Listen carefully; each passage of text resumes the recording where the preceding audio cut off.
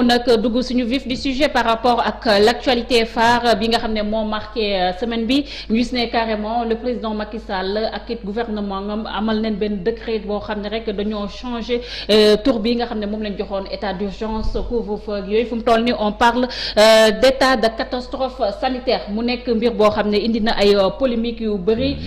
si bopp askan bi rawatina sax ñi nga xam ne ñoom la seen xam-xam màcc si yoon ñu bëri jàpp ne décret bi dafa am ay failles wala dafa am ay zone d'ombre yoo xam ne kii di président Macky Sall da see dugal ngir teg benn dëgg sër est-ce que vous partagez cet avis?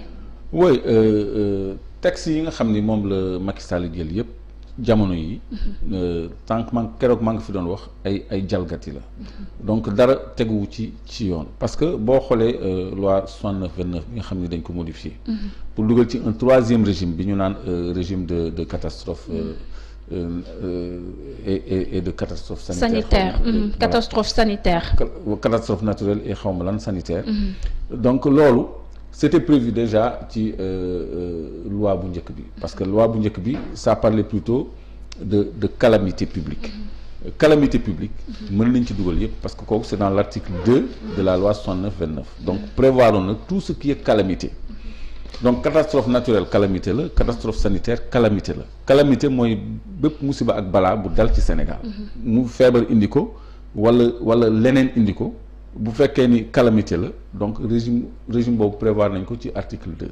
kon soxlawul ñu koy seppi di préciser sanitaire pour jël dogal boo xam ni da ngay jéggi loi d'urgence instaurer couvre-feu pour des raisons d'urgence sanitaire voilà ñoom urgence sanitaire la ñuy wax catastrophe naturelle ou urgence sanitaire donc loolu troisième régime bu koy permettre mu diriger nu mu ko neexee la ba noppi booy xool premier renouvellement bi dafa illégal parce que boobu xaarul bi 12 jours yu njëkk yi jeexee mu waroon a renouveler jaar ci assemblée nationale doon demander loi ordonnance bu koy may moom mu renouveler sans assemblée nationale promulgué wul woon décret bi koy may moom mu renouveler de lui-même l'état d'urgence donc mais malgré tout da ko renouveler donc c'était illégal déjà te renouvellement bi 12 jours la war a doon mu def ko 8 jours 8 jours amul ci suñu ay textes réglementaires mu jóge ci 8 jours mu ni léegi 1 mois loolu tamit amul ci suñu ay textes réglementaires donc fi mu nekk nii dafay gouverner à sa guise de façon cavalière xoolatul texte parce que du ñu analyser sax mbir yi ci angle justice parce que loolu am na ñoo xam ne seen spécialité la mais aussi dañuy bañ a toog bàyyi nit ñi seen spécialité parce que ñun tamit dañu am suñu xel bokk ci réew mi donc anam boobu muy doxalee doxalinu dictature la donc am ay outils ay instruments ci loxoom pour restreindre liberté yi ok état d'urgence bi jeex na mais on continue d'interdire les rassemblements on continue de restreindre les libertés individuelles ay confidence ou correspondance amul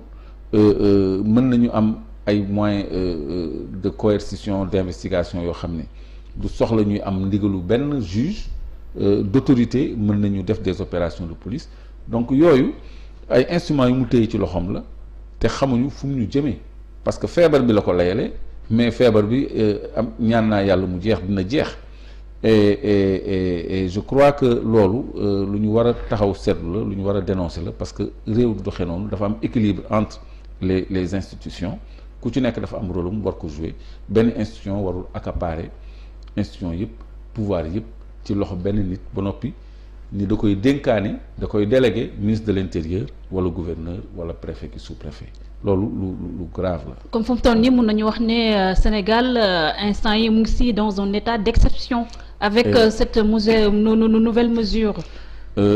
Sénégal dafa nekk ci gouvernance d'exception parce que bu nekkoon ci état d'exception xale yaa ngi jàngi transport public yaa ngi daw. La vie se déroule normalement. Nous ne sentons pas cette situation d'exception mais dans la gouvernance il y a une gouvernance d'exception comme si ñun on est en guerre wala on est en face d'une calamité boo xam ne il faut que ñu remettre en cause lépp ma leen di fàttali rek ni guerre amoon na Casamance depuis les années 82 contre l'armée problème mu rébellion Casamance bi dafa yàgg mais Casamance est-ce que mës nañ fa décréter état d'urgence wala état de siège te foofu dañ fa waroon a décréter état de siège boo xam ne kenn du yëngatu donc yooyu ay cas yu 69 29 prévoir la loolu moo gën a moo gën a grave c'est-à-dire ay mesures la yoo xam ne bu état sësee ba sës la koy jël du lu ñuy foowee te assemblée moo ko war a décider waruñu ko teg ci loxo benn doomu aadama boo xam ne da koy délégué ñeneen délégué ko neex. il faut noter mesure bi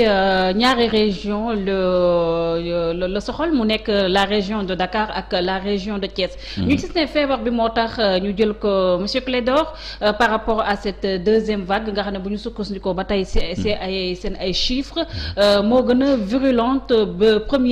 première vague bi. tey ñu gis ne presque toutes les régions du Sénégal ñoom ñoo am. fu mu toll ni lii di Covid 19 ak cas yu doy waar nit yi à chaque fois ñu ngi ñàkk seen bakkan soit ci hôpitaux yi wala sax ci seen ay biir kër. donc tey mesures yooyu est-ce que fekkee c'est pour protéger la population sénégalaise ci feebar bi di Covid 19 est-ce que waruñu ko wóyale ci dans les autres contrées du pays aussi. si loolu mooy cohérence parce que suñu xoolee ci tableau de propagation bi dañuy gis ni région yëpp pratiquement ñoo am ay cas de contamination et de morbidité. léegi loolu dafa waroon tax ñu jël ay mesures yoo xam ne sur l'ensemble du territoire national la donc même cas importés yi sax mu ngi continuer di am parce que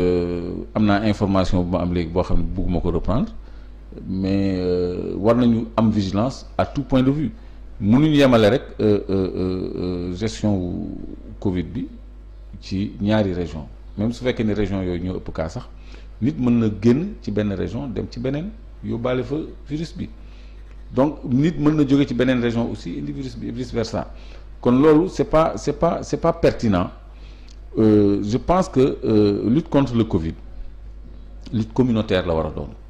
parce que nit ñu bëri fi mu nekk nii léegi ñu ngi leen di fecc seen i kër te ci kër yi day am dajaloo beeg promiscuité boobu nga xam ne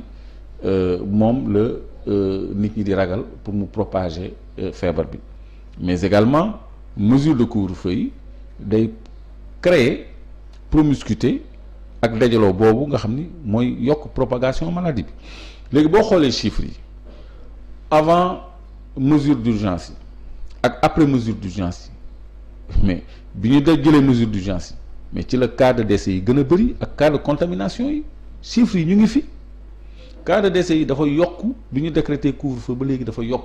boo ko comparé avant la période du couvre-feu. Donc mesures yi ñoo amul pertinence wala sénégalais yi ci boppam ñoo accompagner wu mesure bi en quoi faisant respecter les mesures barrières aussi Clédor. Voilà mooy lutte communautaire boobu ma lay wax boo xam ne ñëpp ñoo ci war a engagé wu. ñëpp la war a concerner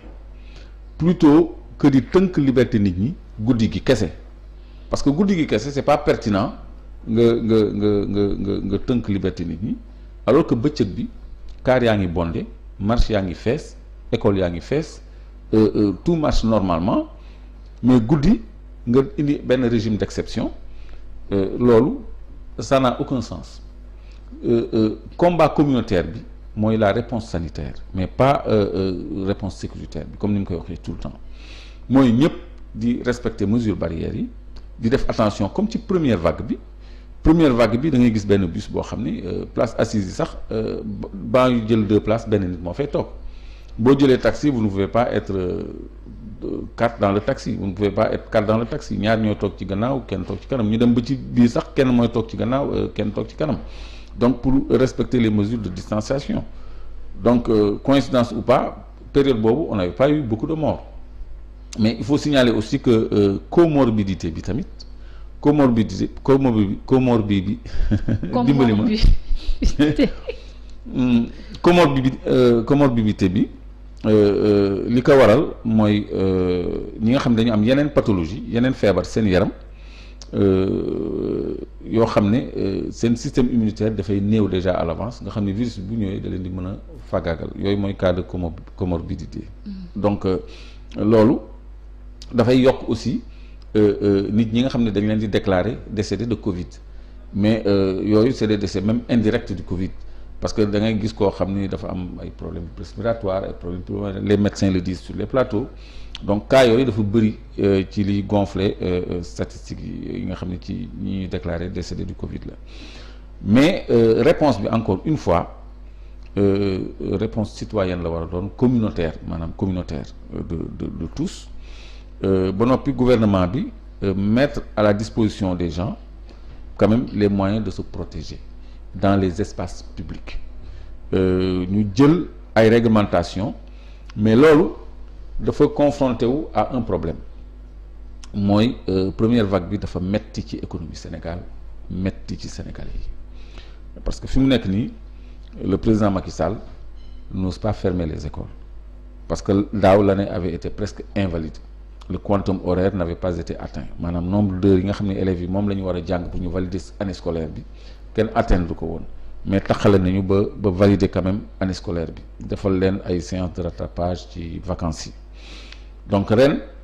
bu fekkee ni dañu nar a tëjaat école yi c'est l'année scolaire qui est en cause dans sa validité te loolu répercussions yu day am sur plusieurs générations ci kanam donc loolu benn aspect la économie bi tamit da koy impacter négativement ba noppi dafay renforcer frustration ak révolte population yi face à cela parce que bu dee Europe bu ñu la confiner on te paye 70% du salaire dinañu mën a xam ñan la ñu mën a répertorier pour fay leen mais fii c'est le secteur informel qui est le secteur le plus actif donc mënoo état bi amul sax moyen soutenir qui que ce soit donc loolu nga ni nit ñi bu ñu dem liggéey nit ñi du ñu gis biosécurité ak santé mais dañu gis aussi survie parce que nit ñi aussi ils veulent survivre ils veulent vivre mais ils veulent aussi survivre subsistance boobu nag activité moo la koy jox moo tax ñu yolomal mesures yi ba nit ñi jàpp ni affaire bi graawatul même le couvre-feu il est allégé da ngay gis nit ñi di circuler au-delà des heures de couvre-feu pour def leur dernière course et tout il y a une certaine tolérance donc day def dans la tête des gens que bon la situation n'est pas aussi grave que pour la première fois donc c'est à la population aussi ñu fagaru aussi jouer le jeu